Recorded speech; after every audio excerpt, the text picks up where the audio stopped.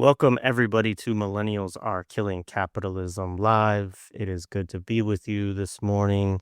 Got two great guests today. We're going to be talking about Pakistan. I'm sure we'll get into China. Obviously, we're going to talk about Iran and the US Israeli war against it, right?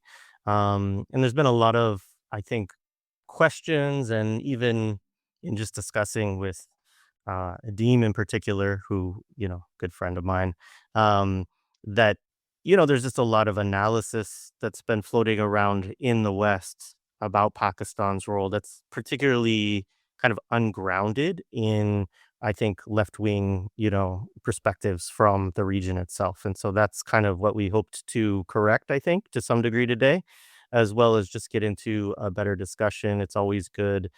We had Ammar Ali Jan on once before to talk about Pakistan in the context of, if folks remember, there was a brief war that broke out between Pakistan and India, I guess last summer, I think, in relation to Kashmir and all of this, right? And so we did an episode about that at the time. It was very informative. As I said at the time and have said in a couple of other episodes, we just have not done a whole lot of work on South Asia or Southeast Asia or the Indian subcontinent, right? And so any opportunity that we have to discuss this very important region of the world, very heavily populated region of the world, right? Um, I think it's a benefit to us to improve our anti-imperialism and internationalism, right? So our guest today, as I mentioned, Ammar Ali Jan, is a historian and a founder and general secretary of, I'm going to try, Haqooq-e-Khalq. I think that basically translates to People's Party, but we will have them correct me on that if I'm wrong, which is a party in Pakistan, and is also a member of Progressive International. And Adeem Suhail is a professor of social anthropology. He's working on a project, Machines of Violent Desire, which interrogates how non-state violence and transnational kinship networks contribute to order making in urban South Asia. There's just for folks who want to check it out, there are in the show descriptions, of course, links to the Progressive International, to our Patreon. We would love if you support us, of course, and to their party, right? So you can learn more about the organizing that they're doing in Pakistan as well. All right. So without further ado, welcome, fellas. It's good to be with you both. Likewise, thank you for having us. Yeah. Well, I'm excited about this. So let's just start. Obviously, one of the reasons, maybe the main reason that people are paying attention to Pakistan in the West right now is because there's been this first round of negotiations between Iran and the U.S. regarding, kind of a regional ceasefire, right? Even prior to that, there was some discussion as the imperialist aggression, broke out against Iran, right? Kind of where will Pakistan sit in this? Will it be a kind of mediator? Is there any potential that it, gets drug into the conflict in some ways, right? These are kind of questions that were circulating mainly on social media and things like this. So I thought we would just start with a kind of basic question for both of you, to just kind of help us maybe situate how to even begin to approach those questions, right? Of, you know, Iran and Pakistan's relationships geopolitically, its relationship to the West as well as to China, obviously, and to Iran, and its kind of regional relationships. And we can move out from there into different areas that you all think are important to delve into. Amar, you want to start us off? Sure, happy to give you a summary of 80 years of Pakistani history. Well, thank you so much for inviting me. And I think a lot of people, when they follow Pakistan, I think there is a master narrative around Pakistan, which kind of hinders the understanding of what's happening right now. I mean, right now, uh, you know, it's not just that the US wants Pakistan to host these talks. Tehran wants Pakistan to host these talks. Riyadh wants Pakistan to host these talks, and Beijing wants Pakistan to host these talks. So this is a very complex set of relations that has emerged over the years. And I think the master narrative does injustice to what Pakistan's history actually is. And what is that master narrative? That narrative is right after its birth in 1947, Pakistan became part of the US-led Western camp against the Soviets. And we signed the Cito-Cento Pacts, two security defense pacts in 1954 and 53. And that basically cemented our position in the Western sphere. Over time, we had military dictators who were backed by Washington, most famously General Zia-ul-Haq in the 1980s, who was kind of our Pinochet kind of a figure who helped the big jihad against the Soviet-backed Afghan government in the 1980s. And then, of course, we had General Musharraf, who after 9/11 helped the U.S. fight those jihadis that the U.S. funded in the 1980s. And in the middle, there are these stories of, Osama bin Laden popping up in Pakistan and the nuclear bomb and all of that. But those are disruptions to this master narrative, general narrative. You have a neo-colony where the elites are parasitic, and they are very much within the US-led counter-revolutionary camp against the socialist bloc. Now, there is a lot of truth to this narrative. Like, this is, as a general story, it's a good story. It kind of tells us the overall broader picture. But with any, general story, you miss out on a lot of important details and specificities. And I think that's important.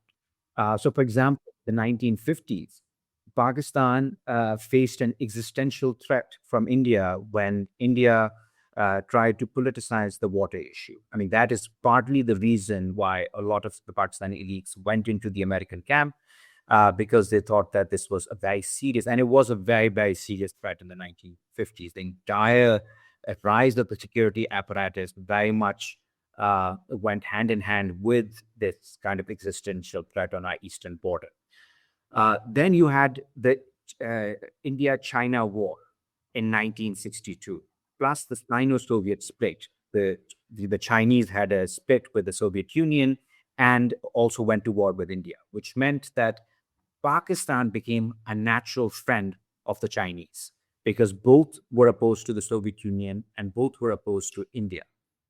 And over time, some of the most important leaders of the Chinese Revolution, including Mao Zedong himself, the last leader who ever met Mao, global leader, was Pakistani Prime Minister Zulfikar Ali Bhutto, and then Chu Enlai and Lim Pao. All of them were very supportive of Pakistan in the 60s and the 70s against Indian attacks or Indian hegemonism, as they used to call it. At the same time, the fact that India acquired the nuclear bomb in the 1970s meant that Pakistan, it became kind of a raison d'etre for Pakistan to create that security umbrella. And there's this entire global network that Pakistan created of scientists, smugglers, all kinds of like traders who were part of this network to create the bomb. And just remember, I mean, now we look at what's happening to Iran, what happened to Libya. Acquiring a nuclear bomb is something that immediately kind of invites Western wrath, and that's because military technology is something that the West likes to keep a complete monopoly over. And yet, Pakistan was able to acquire the bomb. In 1998, we tested the bomb and became the first and the only nuclear power in the Muslim world.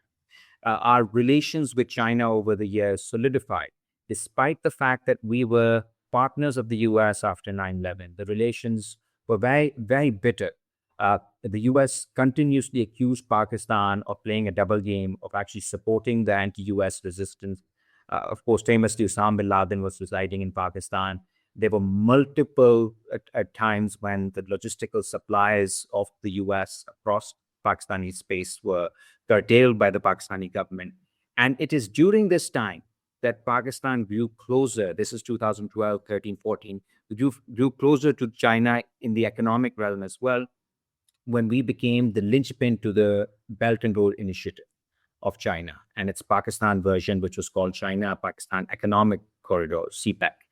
And that became kind of that became a problem for the U.S. And the U.S. started squeezing Pakistan, starting from the Obama years, which was a time not only of economic difficulties for Pakistan, but also drone strikes in Pakistan. Pakistan became the experimental lab for testing drones from 2004 to 2015, and the Obama years saw an exponential rise in those attacks. So coming to this moment, then we are now in this weird situation where 82% of our military equipment comes from China. During the India-Pakistan war, India had Western fighter jets. We had Chinese fighter jets. We're very much reliant on China, both for economic reasons as well as for military reasons. We historically have had good relations with the Saudis, and with Iran, in the current situation, the reading of the Pakistani stake, it seems like, is that the destruction of Iran would have meant a massive security problem for Pakistan, because we have a 900-kilometer border in the restive province of Balochistan, and you have Israelis, Indians, and the UAE quite active amongst the separatists over there. So during the June war last year, Pakistan supported Iran. The first country the Iranian president Pezeshkian visited after the war was Pakistan. He came to Lahore and then went to Islamabad to thank the Pakistani nation. Even now, Tehran trusts Pakistan precisely for its role in the June war. So what's happened over the past few years is that objectively, we have moved on the side of the East because of our own security concern. But our elites, their worldview, their financial interests are still very much in the West. So, they would still like to send their children to London, to the US, to Paris. Their bank accounts are there, their properties are there. And to sustain that world, they will rely on the IMF. So there's an increasing gap between the unconscious and the conscious. The unconscious direction of history is taking us towards the East, towards regional cohesion, but we still don't have a conscious left-wing anti-imperialist project to take that forward. And that is the subjective force we're trying to build here in Pakistan. Yeah, no, thank you. That's great. Yeah, Adeem, what would you like to add? No, I think Ammar covered a lot of it. I would also sort of perhaps add that we're living in historic times, right? And there is a disjuncture between sort of the social time in which both people on the left and the right, sort of the ways in which we're thinking, the contradictions that we're engaging with both on the ground in Pakistan, but also sort of a lot of this narrative around Pakistan, it's coming from the diaspora, right? And the diaspora always generally, by necessity, sort of has a temporal disjuncture with sort of the developments on the ground. Now, as history is thickening, so to speak, in our times, right? It is very difficult on the one hand to take a very hard position, right? So all one can do is be informed by history, right? Sort of our reading of history, but also history is happening in this moment, right? Which makes it very difficult to sort of like to react to developments on the ground. What Ammar sort of is charting is that this is not a very dilated development, right? Sort of the Pakistani reorientation in conjunction with China, right? It's a more recent phenomenon, right? And so it is difficult then to sort of to have even comrades, right, in the diaspora sort of arrive in the moment in history sort of that we're inhabiting right now. The multiplicity of contradictions, as Ammar said, the parasitic elites in Pakistan. There's socialism for the rich in Pakistan. It's an extremely extractive state by necessity and by form, right? Because it's producing for the world market and has imported its price structures, but also its structures of desire, right? And so not only is Pakistan sort of a peripheral state that produces for the world market, which immiserates it, right? So its development is eccentric rather than autocentric. Um, but quite apart from that, it is also in so many ways an extremely insecure state, right? And so sort of there's multiple contradictions that arise, and that must be balanced at any given point of time. And I think we're seeing sort of an incapacity to sort of be in step with time by analysts both in the diaspora and sometimes on the ground, right? So which is why sort of one has to sort of constantly reset to where the material struggles are. And right now, we must decipher, as is the Pakistani state, as parasitic as it is, right? Deciphering sort of what is the meaning of Syria, right? What is the meaning of Libya?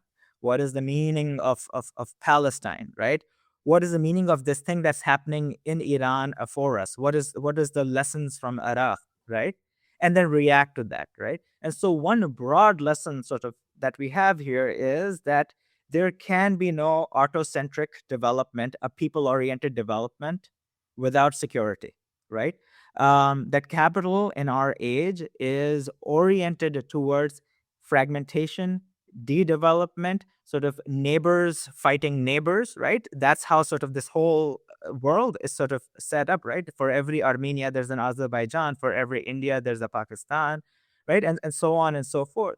And so the task before us then, and I think this is a task that sort of the Pakistani state realizes really well, and goes about it in its own way, right? It's not a revolutionary formation as such, right? But it's going about it in its own way with its limitations and sort of abilities, thinking about how can we achieve regional security and what are the partners and vectors to invest in for regional security, right?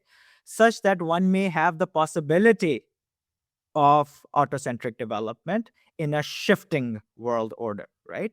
This means engagement with the Arab Gulf regimes, right? This means coordinating security policies with Beijing. This also means catering at some level with whatever stage of decrepitude the empire is in, right? This means sort of understanding the developments amongst our neighboring polities, right? The resurgence of fascistic tendencies and the solidification of non-state vectors of violence, right, in the region, and to balance those forces, right? Uh, and so we must sort of take all of that on board, right? Both historical tendencies as well as sort of conjunctural developments, right? In order to sort of come up with an analysis that may approximate with what history is demanding from us at this moment. Yeah, I appreciate that, and it's something I've been thinking quite a bit about, and maybe we could, kind of do a follow-up here related more specifically to the war itself, right? Because obviously, what the war has, it's thrown so much, right, Mhm. into flux.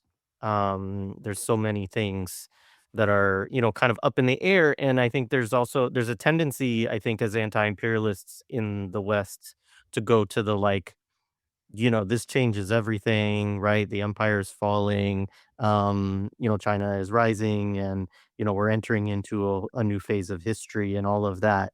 But I think what you're laying out is something that I've been thinking quite a bit about and sensitive to, right? Which is that even as history is changing, right? Historical patterns and attitudes make it not so simple, right, for a lot of states to just re-articulate themselves to the new order, right? It is actually a considerable leap for a lot of these elites. I'm thinking a lot about like the Gulf countries in this way, right? And how, there's this obvious thing that's happening, right? Which is this exposure that the US military bases can't even defend themselves, right? Let alone defend the states that they're situated in right now, right?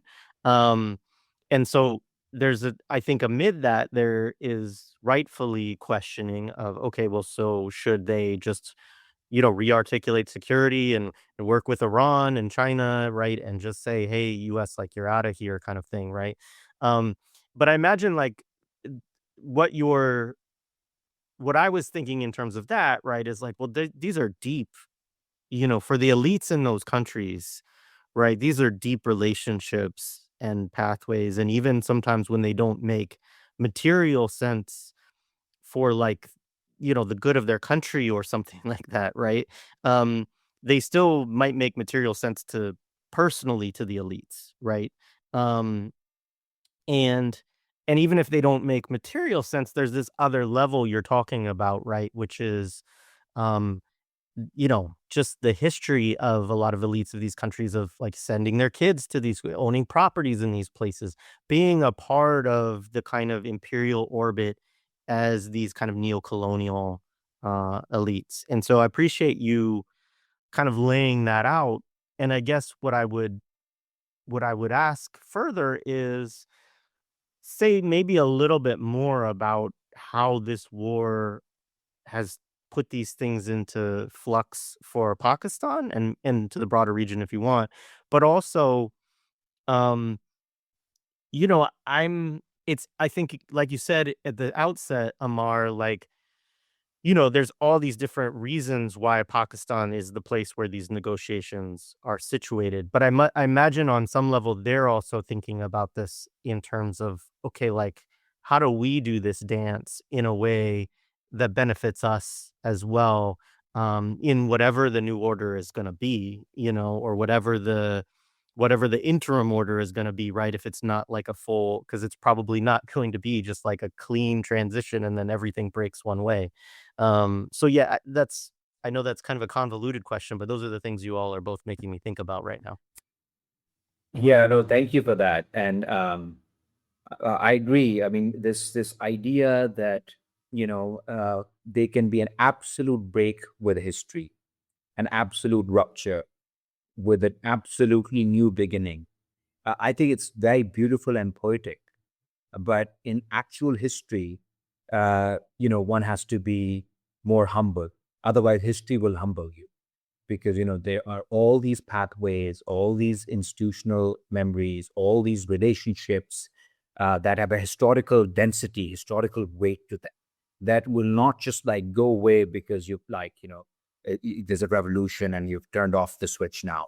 You've turned on something new, and people are gonna have amnesia, collective amnesia. That's not gonna happen. Um, that, however, does not mean that radical ruptures don't happen. It's just that the time scale in which they actually impose themselves or they appear to be making that making themselves felt, that time scale has to be seen in the long durée rather than in the immediate kind of moment, which is partly like one of the things with Western radicalism.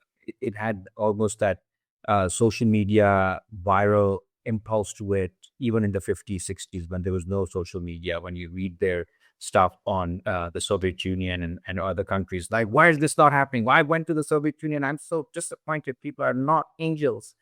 How could you, right? So it's, and like, this expectation that something will, basically human nature will completely change because a certain moment has happened and because now you have argued with your family, friends in favor of communism, on campus. And now you have to, like, you're prisoner of your own kind of construct. And now you've seen you're in Soviet Union and, you know, uh, and that doesn't really map onto what you thought. Maybe the humble thing would have been that would have been to kind of rethink your own framework while remaining empathetic. But they would say, too bad for reality. We'll stick to the theory, and there will be a pure revolution, inshallah, in the future. Like that kind of thinking, we have to do away with because uh, right now in Pakistan, this is an existential situation for our region. And this, wherever you have revolutionary movements, or just empire in general imposing itself, there's always an existential situation, which means that you just have to really, really think before acting. The cost of anything you do is high. The stakes are very high. Right now, by the way, my power just went out. Adeem and I are used to load shedding, and then this is like these power outages, which basically in the last 2 years they weren't happening in Lahore. Since the Iran war, we're having about 10 hours of power outages. So I'm on my mobile data with what we call the UPS stored battery, and this is just, I mean, one aspect of the situation. The gas prices have gone up, people are hurting, and people want an end to the war. And that means that you will utilize whatever connections you have, in order to ensure that you live, that we can actually see this change that's already underway in the region. Iran, there's this understanding that Iran has already won. Iran has won because there was no regime change. The propaganda that, after Khamenei is killed, there will be an uprising and celebration. There were uprisings, but they were demanding revenge. Iran is mostly Shia, Pakistan is mostly Sunni, and there's this historical tension between these two sects. But they was like universal support for Iran. I've never seen anything like this in my life. No leader has witnessed that much love and support and outpouring of grief as Ali Khamenei. The day he was martyred, you couldn't talk about anything but that in any social setting, on national television, on social media, and universally seen as a hero, as a martyr. The legitimacy of the Iranian revolution has solidified and cemented. Plus, the way they've fought, the way, as you said, they made all these fake Gulf states feel insecure. And now we know they're rich not because, they have a lot of resources or ports or, manpower. It's fundamentally the question of security.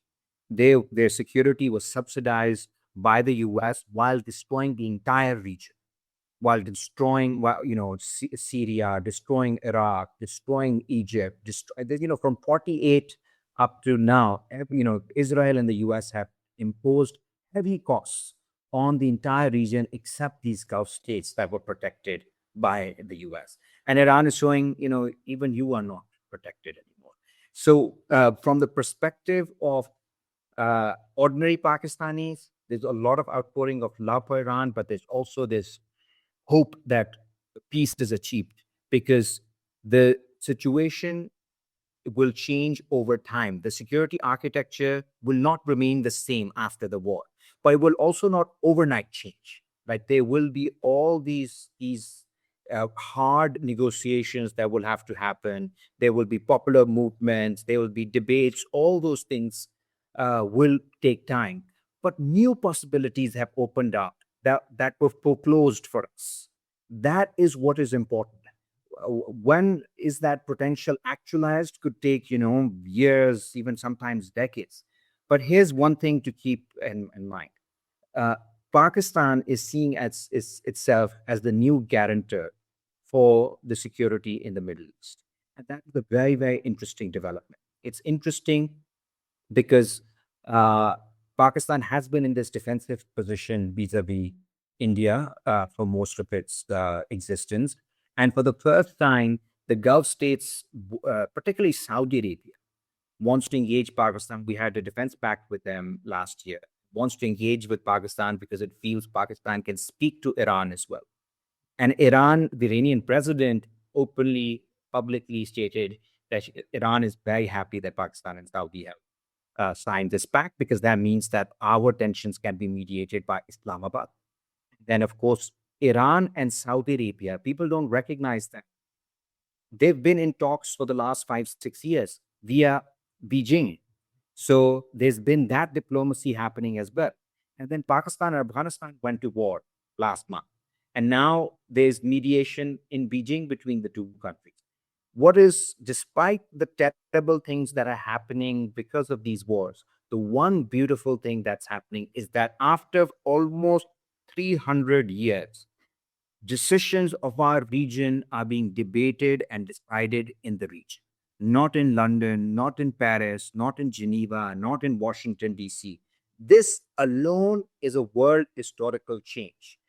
We've grown up looking at DC as the mediator, London as the mediator, Geneva, Vienna, Paris. And there's a realization that the West can no longer play that imposing role. And that doesn't automatically mean we are entering a realm of freedom and liberty, but it is opening vast potential for sovereign development, and that should be welcomed and acknowledged. Yeah. Adeem, you want to add anything on that? I was just sort of while Ammar was speaking, I was just thinking about we've been talking a lot about sort of historic times and history, and at some level, sort of we have this subjective feeling, right? Like sort of Ammar was talking about the outpouring of grief for Imam Khamenei. Since Al-Aqsa fled, sort of there's a palpable sense, right? We know that this exists in continuity with all of the sort of war making and waste making happening in Iraq and Syria and sort of and in Libya and Afghanistan, right? And sort of so on and so forth. Then Yugoslavia, right? And then so we can sort of do this continuity, and at a certain level, of course, we are in the same world, right? And we are temporal beings. That's perhaps the curse and the blessing of being human, right? But there's a palpable shift in the ways in which the world is working, right? And I was just thinking about sort of uh, these talks that were happening in Islamabad, right? Right. Let's take this. Like, I'm not just making a rhetorical point here, right? In the past, sort of for at least since 1945, right, we would have been invited.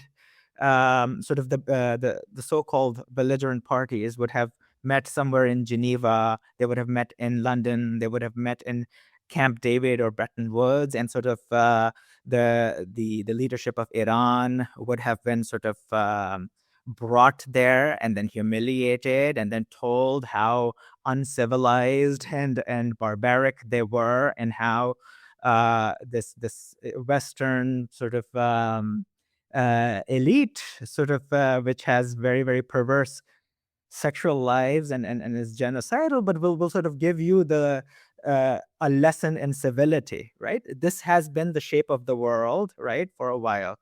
But to think that the empire this time, right, was beaten into submission, right, came kicking and screaming, sort of begging to come to the negotiation table, right, uh, and it was brought there by a global South nation, right, through military victory and sort of course, echoes of Vietnam, right, um, and that too is our history, right, but and then brought to another global South country, right, for mediation, right? When we say history is thickening, right, these are perhaps the bubbles, the manifestations of something shifting, right? Prior to these talks, right, Pakistan and China issued a joint statement. The foreign minister of Pakistan went to Beijing. Even sort of, I think his shoulder had a hairline fracture. He still went, uh, trying to get sort of peace on board, right? Um, this is this is a southern initiative, right? There's a certain sense in which China, Pakistan, Iran, right, even sort of some of the states within West Asia that are sort of sub-imperial states, right, they're still sort of thinking through a response to the changing of the ways in which imperialism manifests in the world, the limitations of which are evident and have been made ever so much more clear and universal, right? By Al-Aqsa, right? By the flood, right? All pretensions have been washed away. And I think we need to take that seriously, right? At a subjective level, we all sort of have a sense for that. States, people who are in charge of giant collectivities, have to react to it in concrete ways. Um, the other side of it is, of course, that there's a tendency, especially in the Anglophone academy, but also sort of in the chattering classes, in the imperial core. Like I'm actually thinking about Z Squirrel, right? Sort of that give concrete formations on the ground, sort of ideas about sort of like what they should have done, right? This is what Iran should have done. The resistance in Lebanon is a little bit too Islamic. The resistance in Palestine is not doing this or that. Iran should have done this. Iran should have done that. Like, you and what army, Habibi? Why should one listen to you? Why should we care, right? Why should we care about sort of your idea of what a proper resistance formation should be, right? What counts as a legitimate politics, right?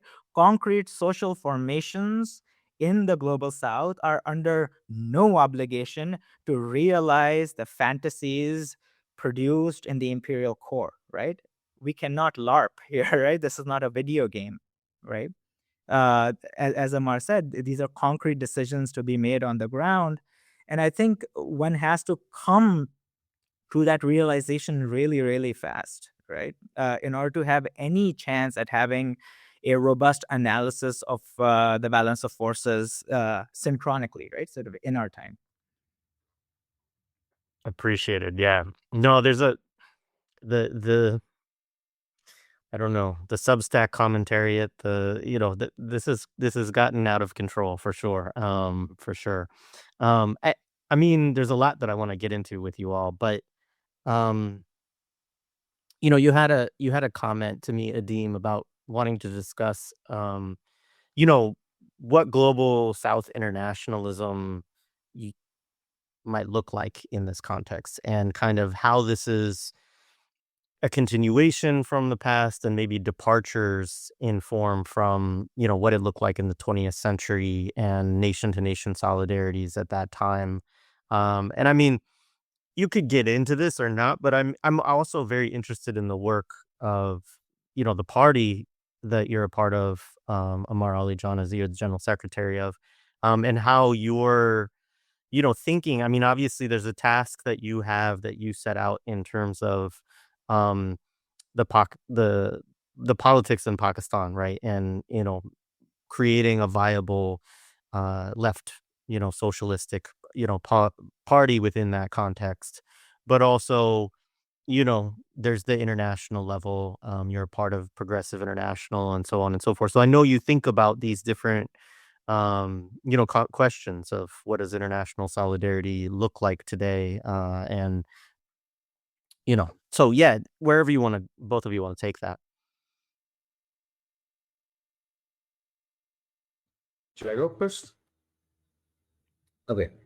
Um, yeah, no, I completely agree with what Adeem is saying about the concreteness of international solidarity, right? I mean, I would assume that all comrades, whether in the West or the East or the North or the South, they would feel sorry for any victims of empire. That wouldn't require much analytical labor, right? So generally, you would be opposed to wars. I mean, although we've had people like Zizek who supported the Iraq War, supported the Yugoslav bombing, has been ambiguous on a number of issues, but by and large, most organizations would be opposed to U.S. imperialist actions. Most organizations of the left.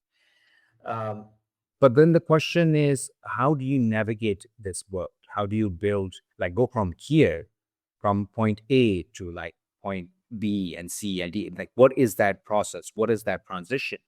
And in that, a few truths have revealed themselves, and that they have to be taken very seriously. Now, that doesn't mean there's no space for debate over how to go about them. but broadly speaking, they have to be taken very seriously. Number one, uh, the state is not just evil, particularly in the global south, right? There has to be very clear demarcation between the role of the state in the imperialist core and the role of the state in the global south. Remember, state basically was denied to our part of the world in modernity, our own state, our own sovereign state. Um, the 17th century, 18th century, 19th century, the slave trade, the drain of wealth, the opium wars, the famines, all of this was premised upon the denial of sovereignty to people in the global south. This wasn't because of the ideas that the West had, or any kind of democratic process or any kind of civilizing mission. It was primarily because our states, however good or bad they were destroyed. That is the condition of possibility of this unequal global structure that we witness today. And any movement that builds that state, builds that sovereignty, is essential. That is the condition of possibility for sovereign development of the people, for socialism, for republicanism, for any kind of ism would only come when you have some capacity to hold your territory. Number two, um, the importance of the military angle here. That cannot remain a peripheral concern. I mean, you look at the 1920s and 30s, and I think it's very important to go back to the 20th century to rethink the communist movement. I mean, all the paranoia in the Soviet Union at that time, a lot of excesses happened. But if they are divorced from that context in which the Nazis were publicly saying that we're going to annihilate all Slavs, all Russians, everything, these will be our slaves for the next. This is Himmler saying to a public audience. And then they actually implement that in 41. They try implementing. In that situation, the question of military strategy, military capacity becomes central. And this is what we saw with Iran as well. It would have been a shame if after June war, Iran was not prepared for this. And, we saw, by God, they were prepared and they fought back in the most heroic way possible. Same with Hezbollah, Hamas, same with North Korea. I mean, North Koreans and Koreans in general saw the barbarity of the US before most of the world.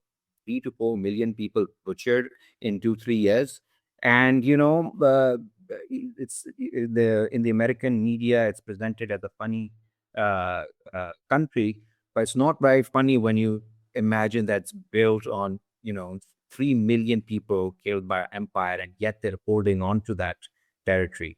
And that's because of the military advancements made by the DPRK.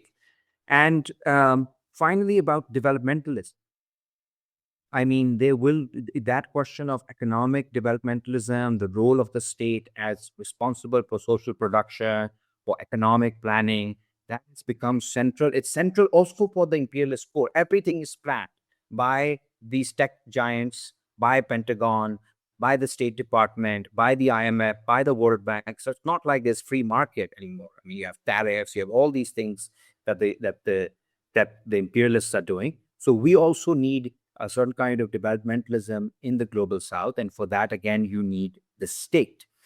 If I could add one thing to it, which is the most difficult part, which is that in certain cases, the state not only has the duty to protect from external repression, from external attack, but also at times there are moments in which internal counter-revolution threatens the edifice of the state. It's happened in Cuba. It's happened in Venezuela. It's recently in Iran. Genuine protests then got completely hijacked. Now Trump is admitting that. So it's not even a conspiracy. It's Trump himself saying it, that we gave weapons to those people. So without taking into account these difficult decisions that every revolutionary movement has had to take. Lenin had to take them. Fidel Castro had to take them. We have this weird way of sanitizing all these figures in history and say, okay, the revolution was perfect until Lenin or whoever our favorite figure is, and then it went downhill from there. Well, even in that era, uh, you know, repression was part of it. And how do you fight counter revolution without being ready to fight it? It's a real fight. It's a life and death struggle. The counter revolution will annihilate you. It annihilated Libya. It annihilated Iraq. It annihilated Syria. It annihilated Yemen. It annihilated Afghanistan. And look at Pavel's work on East Europe and Russia after the fall of the Soviet Union. You had a neoliberal holocaust, millions of people dead. This is what the counter revolution gives you. So fighting back is legitimate. In terms of keeping these lessons in mind, we know in Pakistan, the left, there are certain left tendencies, for example, who say things like, also a lot of them trained in the West, who say things like, our task is to fight uh, American imperialism, Iranian imperialism, Chinese imperialism, Russian imperialism, like every imperialism, right? So we're going to basically create this like mass civil war in this region, and that would be really good for the revolution and for Israel. And that's like somehow we're supposed to believe that's a left-wing project. So I think that kind of childish fantasy has to be totally discarded. Internally, our fights have to be fought internally. We have a parasitic elite that's done, objectively. There are certain things that have been done that we will maintain, and that's a Marxist method. Marx is not about destruction of the past; it's about sublation. It's about taking what's best from your past, best from your traditions, and best from what capitalism has produced, technological advancements, and then sublating it to a higher form, which is socialism, new social relations. And in that, we have a good security umbrella that we should maintain. Our struggle is to push the military out of our domestic affairs, out of our political and economic affairs. We have also aligned ourselves with the opposition, Imran Khan's party. We're part of this opposition alliance, where we are regularly mobilizing with all the mainstream opposition in order to push back against some of these draconian measures. Recently, we've been protesting against the massive petrol hike that's been done by the government in the wake of the Iran war, without cutting any of the subsidies that have been given to the elites, which according to the UNDP amount to $17.4 billion a year. So this is what Adeem was saying. This is socialism for the rich. This is a welfare state for the rich, where the poor are sacrificing themselves to ensure that the luxuries of the elites continue. So we're going to fight that. And, for after a very long time, almost 40, 50 years, the HKP has, a left-wing party has entered the mainstream. We're part of a mainstream alliance. We're part of the mainstream, we're slowly becoming part of the mainstream discussion. And that I think is a breakthrough. But what we would want is that over years, we give direction to Pakistan in terms of creating a sovereign economic developmental path, a sovereign foreign policy that consciously, subjectively aligns itself with the movement of history, which is already taking our country to more regional integration. And, China offers a different model. Iraq was destroyed by the US. China is building 1,000 schools in Iraq at the moment. We had NATO logistics to support the war in Afghanistan, to basically for destruction and de-development. And we have Chinese logistics for the Belt and Road Initiative. We don't want more support from China. We don't want them to do what the US did. We don't want them to overthrow governments, to put sanctions, to bring socialism through Beijing. That is not a demand of the Pakistani left. We don't expect that kind of internationalism. Third world global solidarity means you don't interfere in our internal affairs, but you create regional conditions that can let emancipatory projects thrive. And I think we're lucky that we have governments like the Iranian government and the Chinese government in our region that open vast potential for Pakistan's sovereign developmental path. Yeah, thank you. Yeah, go ahead, Adeem. What a bunch of sellouts, Ammar. Like the HKP, like the left is. Are you sitting in concert with Muslims? These Yeah, like, but yeah. We're not getting the checks. So we're waiting for the checks yeah, no, from but the like J. also like you They don't give any saying checks. that to defend the integrity of the state of Pakistan is desirable, right? Like I say this in jest, but these are sort of some of the lines that are coming out of the diasporic South Asian left, which is sort of that the nation state sequence has these contradictions, and so it is desirable if the states in India and Pakistan actually break apart into the constituent nations, right, and nationality subnationalities of which they are a composite, right? These are serious positions that people we know are taking. Another position is that there's an intense desire for, and I think Ammar was right to point out that sort of a lot of this is a part of being educated in Western liberal academia, in what we might characterize as the decades of retreat, right? Between, say, 1991 and sometime in the past 10 years, perhaps, where there is an intense self hatred, right? That has been cultivated. And sort of we've been subject to this too, right? We're educated here as well.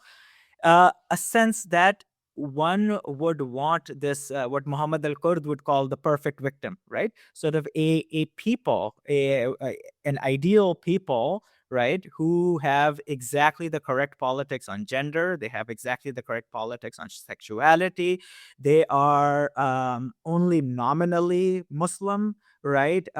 They have a sense of regional solidarities that are not based in religion, right? And such a subject actually does not obtain, right? So it's a fundamentally self-hating, and actually, sort of, if you think about it, it speaks in the name of this of the left, but it's extremely anti-people, right? It's extremely anti-people, right? If only Pakistan, 97% of it, had just like a different population, right? And from that sort of from that positionality, sort of nothing good or serious can actually obtain. There's no conversation with somebody who thinks that that Pakistan must and should dissolve, right? That there should be no state that can guarantee any kind of sovereign defense against the kinds of onslaught that we have seen in all of these West Asian states, right? Again, the meaning of Syria, the meaning of Libya, we need to parse that through. That is a conversation that the Pakistani left must have, right? Um, I think what, in conjunction with that, however, I think the struggle that the Tehreek-e-Tahaffuz-e Pakistan, of which Ammar is a part, the HKP is a part, um, in which they have joined alliances, right? In alliance with what is evidently the most popular political formation, even if it is decidedly right of center, quite apart from Ryan Grimm's extremely misinformed perspective on the world. I don't know why he continues to talk about Pakistan. He knows shit all, right? But but sort of, yes, the PTI is a right of center party, right? But it is the democratic will of the Pakistani people, right? And the leadership is currently in prison, right? And so, what is important, even in the security architecture that Ammar is talking about, right, is that it is fundamentally important for the security of the peoples constitutive of Pakistan and their security, for there to be the condition of possibility for politics. And right now, that has been exhausted, right? Because the so-called hybrid regime, right, the military-led hybrid regime, it has severe limitations, right? It is a hammer that sees everything like a nail, right? So we can sort of speak in extremely critical terms, right, about the directionlessness and extremely violent way in which it has sort of dealt with the Afghan people, right? With the Pashtun populations, right? Sort of there are other routes, right? There are other ways in which, right, that would be available to the Pakistani state were politics possible, right? There, right? Were Pakistan working in conjunction with or in accordance with its extremely robust constitution, right? And so that contradiction remains, right? It is in the interest of the state of Pakistan for Dr. Mehrang Baloch to sort of not be in prison, right? For intrepid lawyers and civil rights activists uh, who are our fellow travelers to actually not be imprisoned for political speech, right? I'm specifically thinking about Iman Hazard Mazari. Um, uh, for Imran Khan to not be imprisoned, right? Um, and that possibility only strengthens Pakistan, right? That opens up avenues of diplomacy that currently the Pakistani state feels it does not need, right? At a certain level, one can understand why, right? But these are their concrete limitations, right? And so the Tehreek-e-Tahafuz-e-Ain Pakistan is actually sort of it's an extremely important movement, right? Now, there's also this ultra leftist tendency that has emerged, which is like in many ways extremely sort of like this vulgar nationalist tendency since the assault by the Hindutva regime last May on Pakistani sovereignty, um, which says that, oh no, the hybrid regime is doing great, right? Our position has never been, this is true, right? Our position has never been so central. Pakistan has never been in this situation where Beijing, Riyadh, Tehran, and Washington are all sort of, it's actually nobody in the world has that position, right? Everybody is happy with the regime right now, right? And so they say, let it do what it's doing, right? And I would disagree, right? I would say that in order for us to guarantee, given the very real historical sort of the weight of history, right? The weight of the Pakistani regime always defaulting into the Western camp, right? Now that material necessity has made it incumbent on it to sort of think of a regional future, a regional developmental future with China. Perhaps down the line, if the fascist regime shifts in India, with India, right? With some semblance of a regime, a democratic formation in Afghanistan, and with, of course, Iran, right?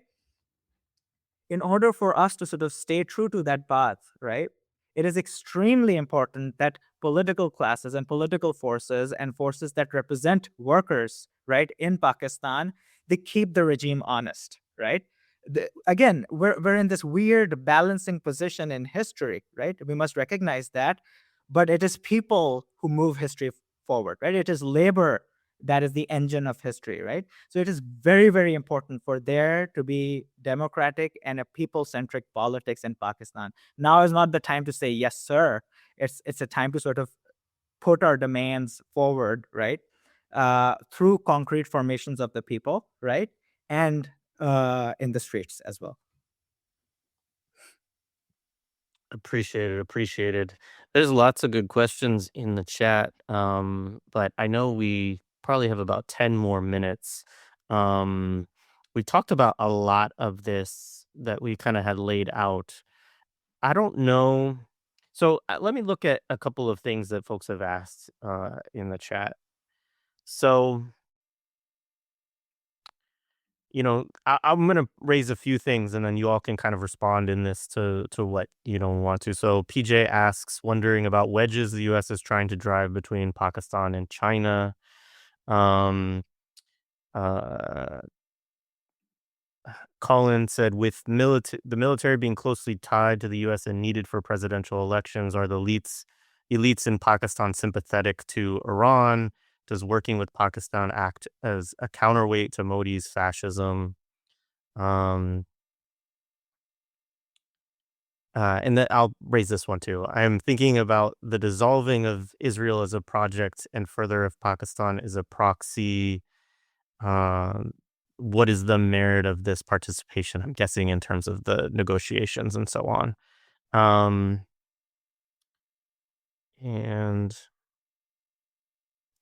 another question here, is the ultra left not just anti-capitalist? I know ultra leftism is something that you both kind of want to talk about, and we have talked about it to some degree too, but maybe helping to articulate a little bit of a distinction between also what you see as ultra left positions versus, you know, genuine left positions, or however you would want to make that kind of distinction. Sorry, yeah, either one of you can take that. Any of those that you want to, really.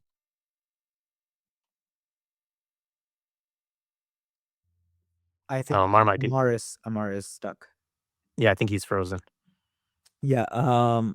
So I think I can perhaps begin to sort of articulate that. I mentioned that in passing, and again, uh, it seems slightly juvenile at a certain level, right? We're all situated in the imperial core, right?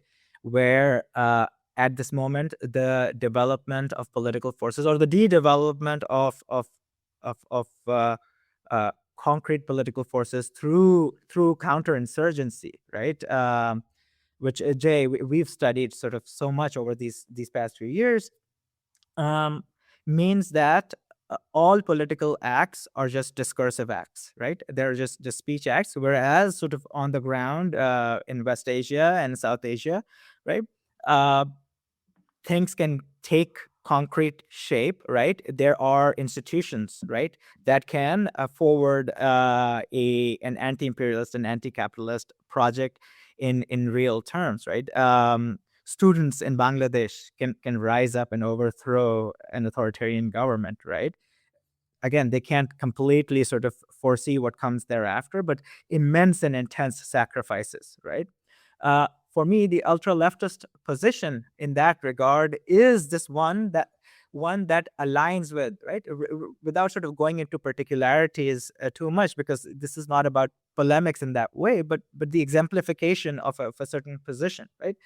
Which is, there's a certain kind of idealism, right? It's an anti-materialist position in the extreme, right?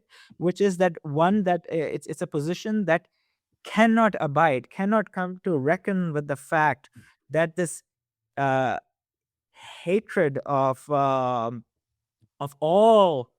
Islamic formations, right, on the ground, right? It's a ahistorical position, right? But it's also an idealist position, because that subject does not exist as a political force on the ground, right?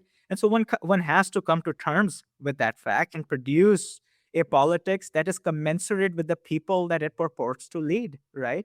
Um, what does it mean, say, for a South Asia centric journal in the global north to put out an article saying, oh, I'm against the US bombing of Tehran, but I'm critical of the Islamic State, right? And I'm saying, sort of, what does that coordinate, right? What does that mean to hold that position at this time, right? And so for me, sort of the question of ultra leftism is a certain kind of a quixoticism, right? That eschews all uh, really all vehicles in the global south through which people can wield power, right? There's an allergy to wielding power, and in certain ways, an anxiety about the responsibility at this time to hold power, right? And I say sort of that is ultimately an idealist position, right? It's a not a materialist position. Yeah. Go ahead, Ammar. Yeah, I mean, my battery is dying and I can't really plug it in because and so it might just go out in like 3-4 minutes. But no, I 100% agree with Adeem, and I think I pretty much agree with Domenico Losordo on ultra-leftism. It's this messianic escape from history. It's this exhaustion with the actual specific movement of history, the contradictions, the regressions, the compromises, the pragmatism, uh, and the transition, which always goes through these difficult moments. And instead, if you can have this kind of pure messianic energy, where you say, okay, there will be this event that will make the process irrelevant. I think it is this subservience of the process to the event, which I have a major problem with, because the event is that viral moment which gives a lot of joy, but the real labor of a revolutionary transformation comes in the day to day, where you have all these aspects of daily life where struggle really happens and where history is made. And the fact that today so many Cubans are enduring what they're enduring is not because of all of a sudden this random thing of patriotism that's come about. Most countries, most governments would have collapsed years ago. But the Cubans are surviving because of the everyday struggles, that everyday, ideological campaigns, everyday political campaigns that the government was able to match. Now, there is that if there are two tendencies that we have to fight, and Adeem has already kind of clarified them. One is this ultra-leftism that seeks the escape from history and wants this pure moment, this insta moment of revolution, where everything dissolves into this new world. And that can also be contrasted with this other tendency, which is the right-wing deviation, which is that, okay, this is the best that we have, and we've just operated with it, which means that you no longer have the communist horizon, you no longer have the socialist horizon. Struggle no longer matters. All that matters is like tactics. So it's kind of this subservience of the strategic horizon of socialism to the tactics of the everyday politics. And that is an equally big mistake. Eventually, what we need is a strategic horizon, which is radical, revolutionary, anti-capitalist, socialist, moving beyond the constraints of the given.